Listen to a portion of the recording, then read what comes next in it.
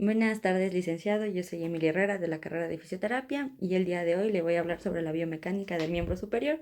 Voy a comenzar por el hombro. Ya, el hombro es una articulación proximal al miembro superior y también es una de las articulaciones más movibles del cuerpo humano.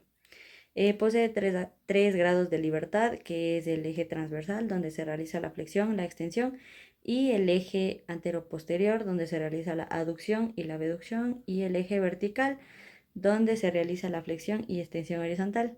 El eje longitudinal del húmero es el que permite realizar las rotaciones internas y externas de dos maneras distintas, como es la rotación voluntaria.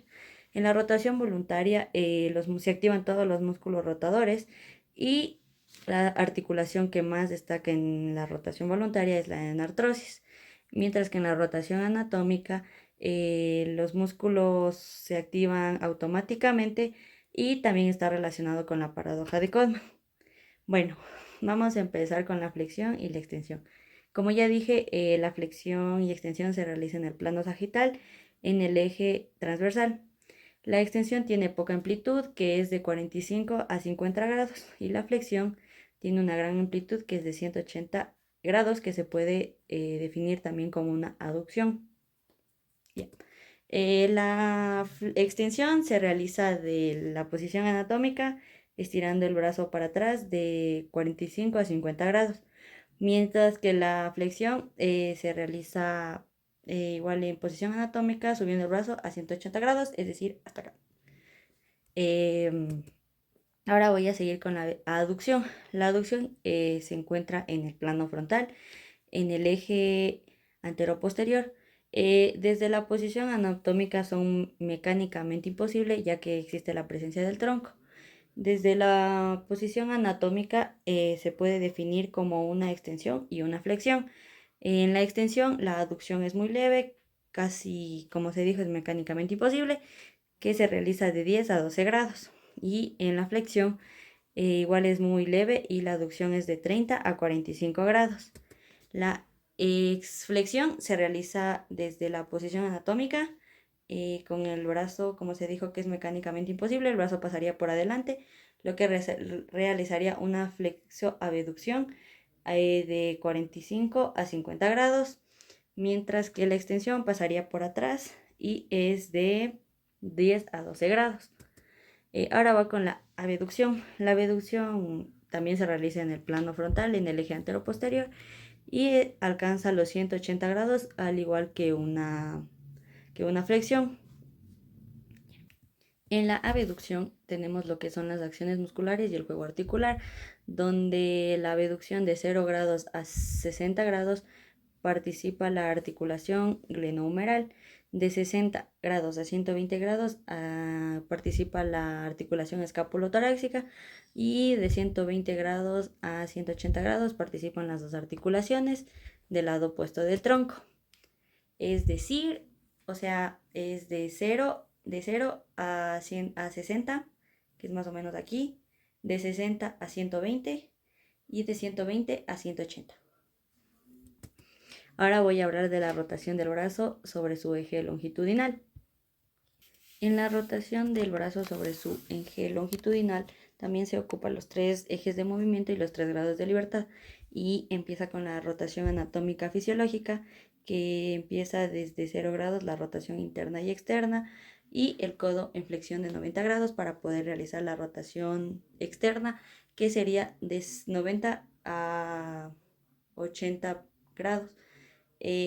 Nunca alcanza los 90 grados, mientras que en la rotación interna el antebrazo está por detrás del tronco y realiza una amplitud de movimiento de 100 a 110 grados, que sería por acá atrás. En la flexión extensión horizontal de brazo, su amplitud total es de 180 grados. Este movimiento en plano horizontal, en la flexión extensión horizontal, la amplitud total es de 180 grados, ya que el movimiento se realiza en la articulación glenohumeral y en el escapulotorácico. Vamos a comenzar por la posición anatómica. En la posición anatómica, el miembro superior es una abducción de 90 grados, donde trabaja el músculo deltoides, el supraespinoso, el trapecio y el serrato anterior. Como se dijo, la flexión... Ahora voy a hablar de la flexión extensión horizontal, que su amplitud total es de 180 grados. Y ya que este movimiento se utiliza en las articulaciones glenohumeral y en la escapulotorácica. Su posición anatómica es en una abducción del miembro superior a 90 grados y participan los músculos deltoides, supraespinoso, trapecio y serrato anterior. Como se dijo anteriormente, la flexión horizontal empezaba en una abducción de 90 grados, es decir, hasta aquí. La flexión horizontal llega hasta los 140 grados con una abducción, que es decir, se va por adelante y llega hasta por acá. Los músculos que trabajan es el deltoides, el subescapular y el pectoral mayor y menor. De ahí una extensión horizontal, su amplitud de movimiento es de 30 a 40 y se hace de igual de los 90 grados de una abducción para atrás. Ya puede ser de 30 a 40 grados, que sumando estos dos sumarían 180 grados, lo que llegaría a que se completen los 180 grados de amplitud de movimiento. Los músculos que trabajan aquí es el deltoides, el supraespinoso, el redondo mayor y menor y los romboides. Ahora vamos a hablar de la circunducción. Bueno, la circunducción ocupa los tres ejes, que es decir, el plano sagital, el plano frontal y el plano transversal. No sé. Ahora voy a hablar sobre la paradoja de Colman. En la paradoja de Colman posee una amplitud de movimientos de 180 grados, es decir, se comienza de posición anatómica con las palmas mirando hacia el cuerpo y se realiza una abducción de 180 grados que baja por adelante y la posición de la mano cambia totalmente, viendo para afuera, ya no para el cuerpo. Ahora les voy a hablar sobre la paradoja de Colman. La paradoja de Colman empieza desde una posición anatómica con las manos dirigiéndose hacia el cuerpo. Empezamos con una abducción de 180 grados y bajamos en línea vertical por la parte delantera. Volvemos a la posición anatómica y el brazo, la mano queda al lado contrario del cuerpo. Ahora voy a hablar sobre los movimientos de exploración global. Tenemos tres vías, que es la vía anterior contralateral, donde se evalúa la abducción horizontal, la vía anterior homolateral, donde se evalúa la rotación externa, y la vía posterior, donde se evalúa la rotación interna. En esta vía posterior, donde se evalúa la rotación interna, tenemos cinco puntos para poder llegar a esta rotación, que empieza desde el acero, que es la parte externa del muslo. La 1 es el glúteo, la 2 es el sacro, la 3 es la lumbar, la 4 es el ángulo inferior del omóplato y la 5 es el omóplato. Ahora vamos a hablar sobre el complejo articular, que este está formado por 5 articulaciones, que son 3 verdaderas y 2 falsas. Las 3 verdaderas es la glenohumeral, la acromioclavicular y la externoclavicular, mientras que las 2 falsas son la subdeltoida y la escapulotorácica. Ahora vamos a hablar sobre las superficies articulares de la glenohumeral. Comenzamos por la cabeza humeral. La cabeza humeral está orientada hacia arriba, hacia adentro y para atrás. En abducción de 90 grados, la parte superior de la cabeza humeral está conectada con la glenoide. Ahora voy a hablar de la cavidad glenoidea del omóplato. Esta está localizada en la parte supero-externa del omóplato y es cóncava en ambos sentidos, es decir, vertical y transversal, y está rodeada del rodete glenoideo. Ahora voy a hablar del rodete glenoideo. El rodete glenoideo es un anillo fibrocartilaginoso localizado en el rodete glenoideo y su función es aumentar la congruencia articular. Ahora voy a hablar sobre la porción larga del bíceps braquial.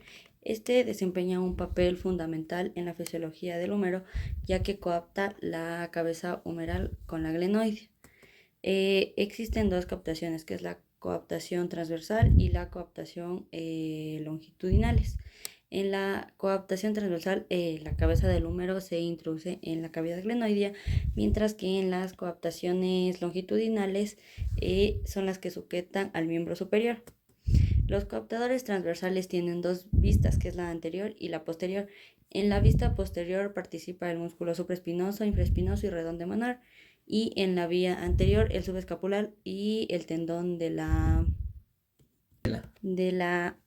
porción larga del bíceps braquial. Ahora vamos a hablar de la articulación subdeltoidea, que como dije es una articulación falsa porque no tiene superficies articulares y se constituye en un plano de desplazamiento celuloso. Ahora voy a hablar de la articulación escapulotorácica. La articulación escapulotorácica es una articulación falsa que está constituido por dos deslizamientos celulosos. Uno es el espacio homoserrático y el otro es el espacio parietoserrático. El homoserrático se encuentra en el omóplato recubierto sobre la pared escapular y el serrato anterior. El espacio parietoserrático entre la pared torácica y el serrato anterior. Ahora voy a hablar de los movimientos de la cintura escapular. Tiene un corte horizontal y una visión posterior. El corte horizontal consiste en lo que es la antepulsión y la retropulsión. La antepulsión es donde los hombros se llevan hacia la parte de adelante, es decir, así. Mientras que en la retropulsión los hombros se llevan a la parte de atrás, como decir, sacando pecho.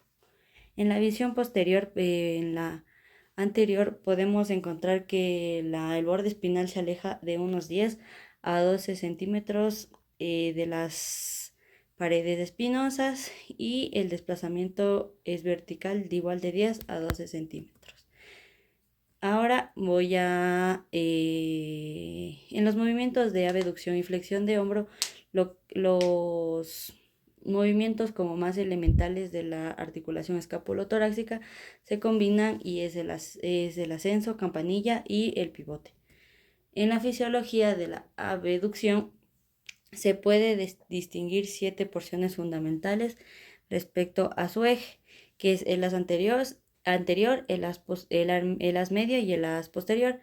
En el as anterior participa el clavicular, el 1 y el 2. En el as medio participa la articulación acromial, que es decir, la 3, perdón. Y en la as posterior participa el espinal. Ahora voy a hablarles sobre las fases de la abducción.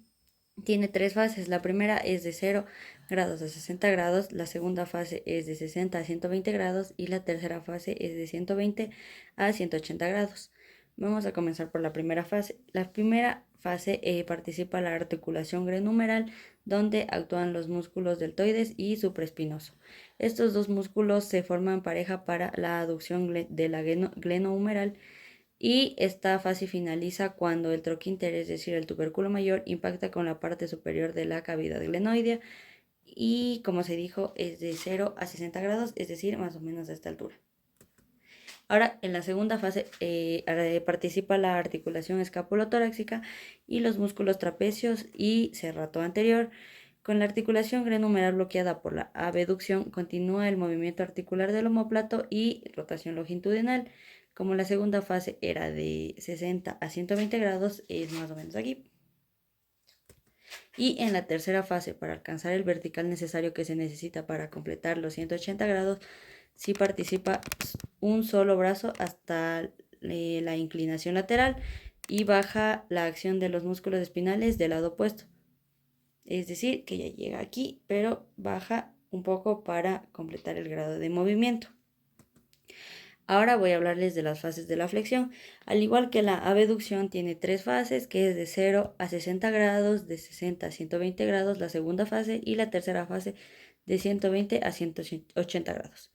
La primera fase trabajan los músculos deltoides, el as anterior y el coracobraquial, as clavicular del pectoral mayor. Como es de 0 a 60 grados, se empieza una flexión para adentro. En la segunda fase, que es de 60 a 120 grados, trabajan los músculos trapecio y el músculo serrato anterior. En este, la cintura escapular interviene a través de una rotación de omóplato de 60 grados, mediante un movimiento pendular que orienta la glenoidea hacia arriba y hacia adelante, es decir, sube más o menos hasta esta altura. Y en la tercera fase, que es de 120 grados a 180 grados, trabajan los músculos deltoides, supraespinoso, haz inferior del trapecio y serrato anterior. En la última fase, está bloqueado gracias a la articulación glenohumeral y escapulotorácica, siendo necesaria la intervención del raquis y completaría totalmente su rango de movimiento de 180. Ahora vamos a seguir con los músculos que actúan en la aducción. Los músculos que actúan es el redondo menor, el dorsal ancho, el pectoral mayor y el romboides. Como último tema, comenzamos con lo que es la extensión de la articulación glenohumeral, donde trabajan los músculos redondo mayor y menor, deltoides anterior y dorsal ancho. Y en la extensión de la articulación escapulotorácica trabajan los romboides y el trapecio fibras medias. Y con estos temas acabaría todo lo que es la parte de biomecánica del miembro superior. Gracias.